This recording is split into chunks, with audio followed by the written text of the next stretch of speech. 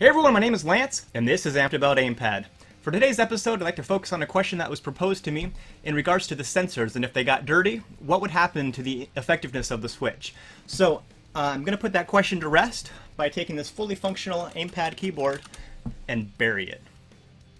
Alright, so we've made this little grave for this keyboard, and we're going to go ahead and bury it completely. So, I have some helpers here to bury the keyboard completely.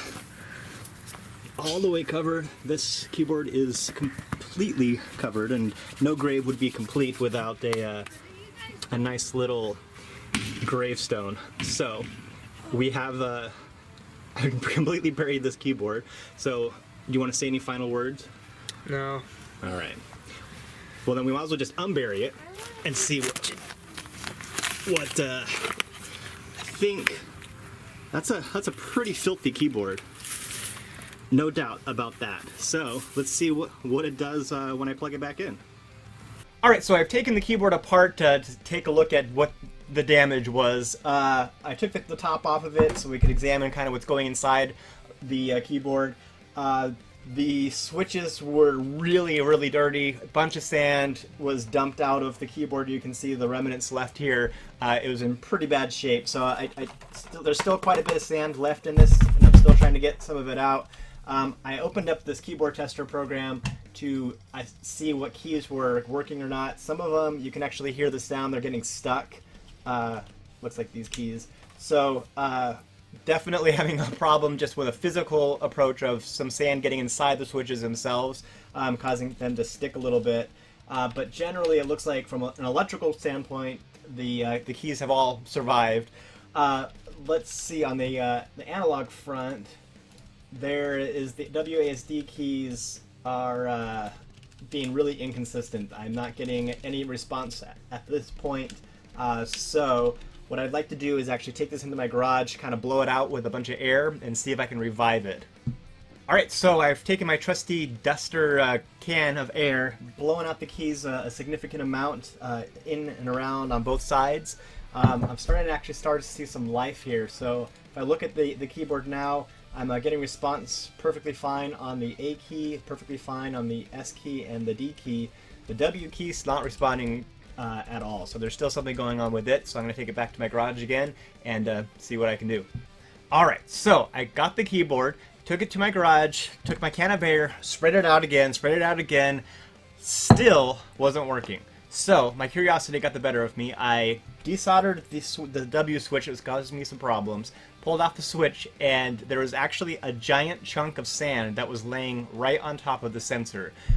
So half of the sensor, there's a light that comes out, that was fine, but the other one was completely covered by this chunk of sand that had worked its way underneath the switch and on top of the sensor.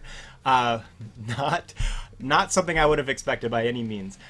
This is a older version of our keyboard. I didn't want to destroy one of our newer versions, but the newer versions, this would be an impossibility. The sensor is actually right underneath the switch, so nothing could actually get on top like it did in this scenario.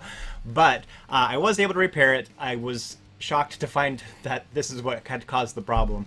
But irregardless, the other ones, I didn't do anything other than spray out some air just to free it up a little bit.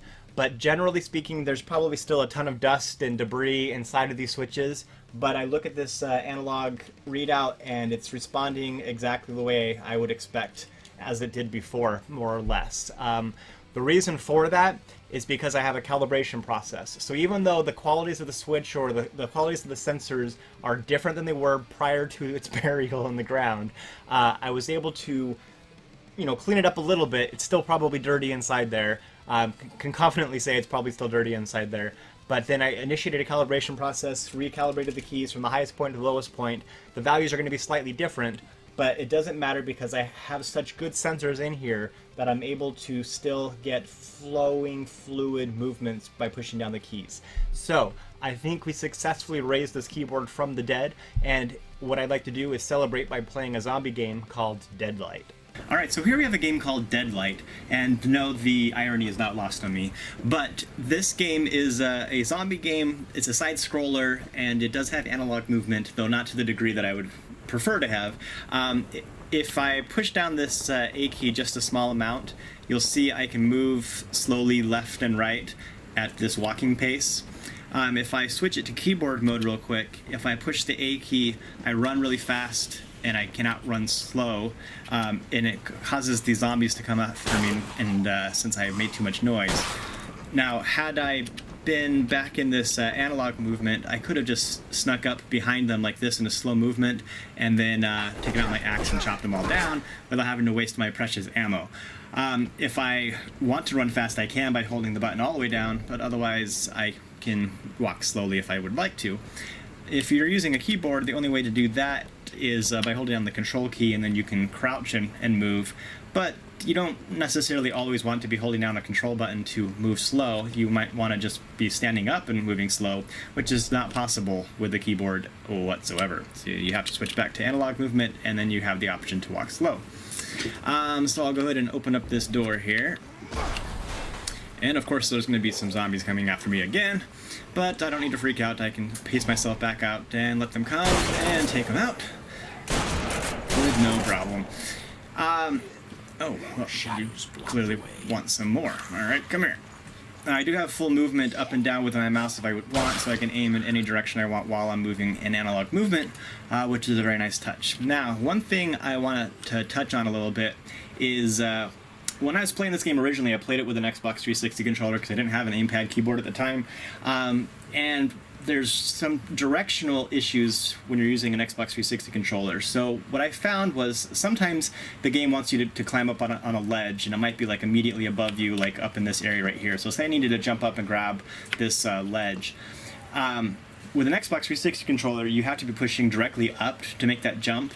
If you're slightly off to the left, what happens is I'll simulate it here. If I'm slightly off to the right or off to the left and I push the button to jump, I'll jump off to the left where I really intended to be jumping straight up.